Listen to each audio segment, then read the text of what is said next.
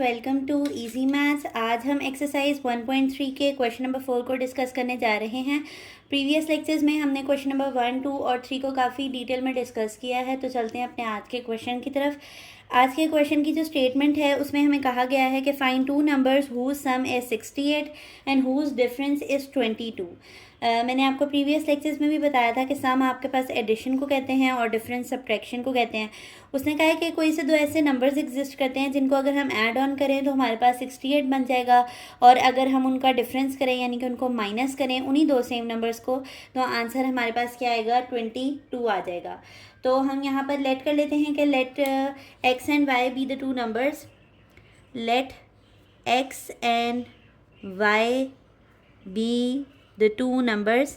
मैंने आपको बताया था कि जब डिफरेंट नंबर्स होंगे तो हम उनको डिफरेंट ही वेरिएबल्स के साथ लेट करेंगे। ठीक है, यहाँ पर उसने हमें कहा है ना कि दो नंबर्स हैं जिनको ऐड करने से क्या आएगा, 68। तो फिर हमने लेट कर लिया कि एक नंबर x होगा और एक y होगा। जब हम वेरिएबल्स को लेट कर रहे होते हैं ना, तो वो आपके ऊपर होता है कि आप कौन से वेरिएबल्स को चूज़ करते हैं लेट करने के लिए। a और b कर लें, p और q कर लें, m और n कर लें, x और y कर लें। तो नॉर्मली क्योंकि हम अलजेब्रा के अंदर x एंड y को यूज़ कर रहे होते हैं, तो इस वजह से फिर हम x एंड y ही ले लेते हैं। तो इस चीज़ में आपने कन्फ्यूज़ नहीं होना कि ये जो हमने एजम्पशन की है, ये चीज़ जो खुद से फ़र्ज़ की है, ये x एंड y ही क्यों है। आप कोई भी नाम दे सकते हैं अपने हिसाब से वेरिएबल को। तो दो नंबर्स हमने ले लिए हैं। अब हमने कहा था कि सम जो है अकॉर्डिंग टू कंडीशन, यानी कि क्वेश्चन की स्टेटमेंट में ये हमें बताया गया है अकॉर्डिंग टू कंडीशन आपके पास जो सम है, तो सम अगर मैं लिख रही हूँ तो मुझे इन दोनों को ऐड करना पड़ेगा। तो सम x प्लस वाई है और x प्लस वाई करके मेरे पास आंसर क्या आ रहा है, 68 आ रहा है। ठीक है, और डिफरेंस करके क्या आ रहा है, डिफरेंस को कैसे लिखेंगे, x माइनस वाई लिखेंगे, x माइनस वाई लिखेंगे, और हमारे पास डिफरेंस करके क्या वैल्यू आ रही है, 22 आ रही है। और मैंने आपको बताया था कि जब एक से ज़्यादा नंबर ऑफ़ इक्वेशंस होंगी तो आप उनको नेम कर लेंगे कि हमारे पास पहली इक्वेशन जो है वो 1 है और दूसरी इक्वेशन जो है वो 2 है। ठीक है, तो नेम भी कर लिया हमने अपनी क्वेश्चंस को। अब मैंने आपको जो हमारे पास इसका क्वेश्चन नंबर 1 था वो भी इसी तरह की एक वर्ड प्रॉब्लम थी, रियल लाइफ वर्ड प्रॉब्लम। तो यहाँ पर मैंने आपको बताया था कि दो इक्वेशंस को सॉल्व करने के आपके पास 3 मेथड्स होते हैं। एक आपके पास होता है सब्स्टिट्यूशन मेथड होता है, एक आपके पास इक्वेटिंग कोफिशिएंट्स मेथड होता है, और एक आपके पास क्रॉस मल्टीप्लिकेशन मेथड होता है। और कोफिशिएंट मैंने आपको बताया था किसी भी वेरिएबल के साथ आने वाले नंबर को कहते हैं। तो नॉर्मली हम इक्वेटिंग कोफिशिएंट्स को यूज़ करते हैं दो इक्वेशंस को सॉल्व करने के लिए। उसमें हम ऑपोजिट साइंस वाले वेरिएबल को, उनका कोफिशिएंट को सेम लाने की कोशिश करते हैं। तो आप देखें ऑपोजिट साइन किसके साथ है, y के साथ। एक के साथ प्लस है, एक के साथ माइनस है, और यहाँ पर भी इसका कोफिशिएंट 1 है, यहाँ पर भी इसका कोफिशिएंट 1 है, जो बाय डिफ़ॉल्ट मौजूद होता है पर हमें दिख नहीं रहा होता। ठीक है, तो अब अगर मैं इन दोनों इक्वेशंस को ऐड कर दूँ तो आपके पास y कैंसिल हो जाएगा और x की वैल्यू निकल आएगी। तो यहाँ पर हमारा नेक्स्ट ऑपरेशन क्या होगा, एडिंग इक्वेशंस 1 एंड 2। तो हमने दोनों इक्वेशंस को ऐड कर लेना है। x plus y is equals to 68, x minus y is equals to 22, और हम इसको क्या कर रहे हैं, ऐड कर रहे हैं। ठीक है, ऐड में साइंस नहीं चेंज होते हैं। तो 8 और 2 कितने होते हैं, 10, और 6 2 8 हो गए, 9 आ गया यहाँ पर। ये ऑपोजिट साइंस होने की वजह से कैंसिल हो जाएगा, और x प्लस एक्स कितने हो जाएंगे, 2x हो जाएगा। जब हम इसको ठीक करके लिखेंगे तो हम इसे करीब लिख लेते हैं। 2 यहाँ पर इस वेरिएबल के साथ क्या हो रहा है, मल्टीप्लाई, वहाँ जाकर क्या हो जाएगा, डिवाइड।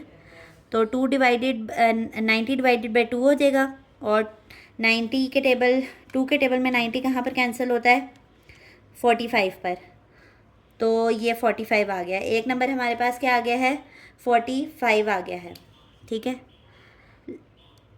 हमारे पास जो फर्स्ट नंबर है जिसको ऐड करके 68 आएगा और सब्ट्रैक्ट करके आपके पास 22 आएगा, उसमें से पहला नंबर हमारे पास क्या निकल आया, 45 निकल आया है। अब आप देखें आपके पास दो नंबर ऑफ़ इक्वेशंस हैं, तो इनमें से आप किसी में भी x की वैल्यू को प्लग कर देंगे ना, पुट कर देंगे, तो आपके पास आंसर आ जाएगा। इसमें भी कोई वो नहीं है कि हार्ड एंड फास्ट रूल है कि फ़र्स्ट में ही पुट करें या सेकेंड में ही पुट करें। तो हम फर्स्ट में पुट कर लेते हैं। तो putting x is equals to 45 in equation 1। Equation 1 के अंदर हम पुट करने लगे हैं। पहले एक दफ़ा आप इक्वेशन 1 लिखेंगे कि वो है क्या, x + y = 68। x की जगह पे हम क्या लिखेंगे 45 + y वैसे ही आ गया, 68 भी वैसे ही आ गया। 45 इक्वल के इस साइड पे क्या हो रहा है प्लस हो रहा है, उधर जाकर क्या हो जाएगा माइनस हो जाएगा। तो 68 - 45 आ जाएगा। 68 - 45 क्या होता है 23 होता है। ठीक है, तो y हमारे पास क्या निकल आया है 23 निकल आया है। तो हमारे पास सेकंड वैल्यू भी निकल आई है कि आपके पास जो y है वो 23 है और x आपके पास क्या है 45 है। तो इन दोनों वैल्यूज़ को ऐड करके आपके पास 68 आना चाहिए है और सब्ट्रैक्ट करके क्या आना चाहिए 22 आना चाहिए। तो हम यहाँ पर लिखेंगे द रिक्वायर्ड नंबर्स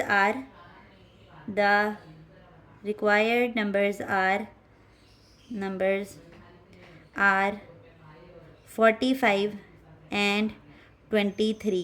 मैंने आपको बताया था कि ये बड़े मज़े के सवाल हैं, आप इनको वेरीफाई भी कर सकते हैं। तो आप वेरीफाई कर लें कि 45 और 23 को प्लस करके 68 बनता है, तो वो बन रहा है हमारे पास। और इन दोनों को माइनस करके हमारे पास 22 बन रहा है, तो वो भी बन रहा है। तो आप देख रहे हैं कि इन क्वेश्चंस को वेरीफाई भी कर सकते हैं कि आपने जो वैल्यूज़ निकाली हैं वेदर दे आर रॉन्ग और ट्रू। तो हमारे पास ये एक छोटा सा और आसान सा सवाल था। प्रेजेंटेशन का ख्याल रखते हुए आप लाजमी जो वर्ड प्रॉब्लम्स होती हैं उनको थोड़ा सा थ्योरेटिकल बेस उनका आंसर बनाया करें, कि स्टेटमेंट्स बताया करें कि आप क्या क्या करते जा रहे हैं अपने सवाल के अंदर।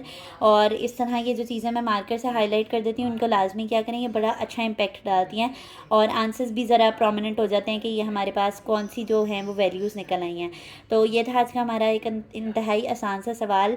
अगर आपको हमारी वीडियोस अच्छी लगती हैं तो इनको लाजमी लाइक किया करें। अगर आपकी कोई भी क्यूरी बाकी रह जाती है तो वो कमेंट सेक्शन में लाजमी पूछें, हम उसका रिप्लाई लाजमी करेंगे।